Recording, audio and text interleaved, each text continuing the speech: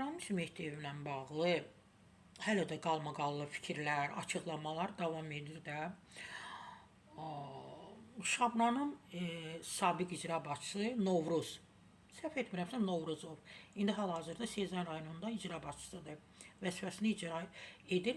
Məsələn, eşitdim, rəsmi təbii ki, saytlar yazdı ki, məhz həmin icra başçısı Ramiz Mehdiyeva 2 villa bağışlayıb, tikib və bağışlayıb. Bunu mən orada Şabranda olarkən də dəfələrlə eşitmişdim ki, icra başçısı bəli villa tikdirir. Səhv etmirəmsə biri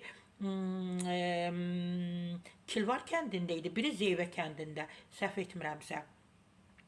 İndi yenidən yeni icra başçısı var, Asif Hüseynov.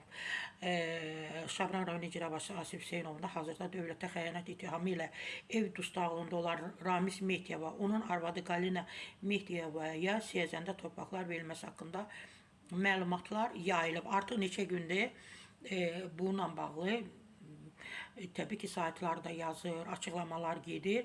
Müsavat.com-a mən istinad edirəm.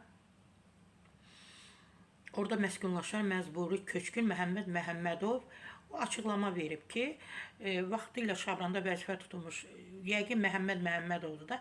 Yəni bunların hamısının şahidi olub ki, qala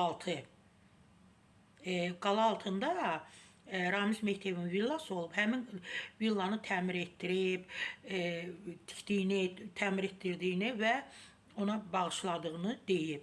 Təbii ki, torpaqlarla da bağlı söz-söhbətlər var ki, biri deyir 60 hektar, biri deyir yox 100 hektar, digərləri isə deyir ki, 120 hektar torpaqlar Ramiz Mehdiyeva bağışlanılıb Qarabağlar kəndində.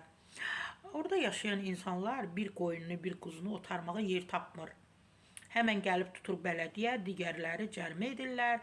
5.000, 10.000, 15.000, lap 500 manat. İnsan bu dədəsinin dədəsi bu kəndlərdə də olub. Onların bax bir ovuc torpağı yoxdur ki, bir inəyini, bir quzusunu aparsın orada yemlətsin.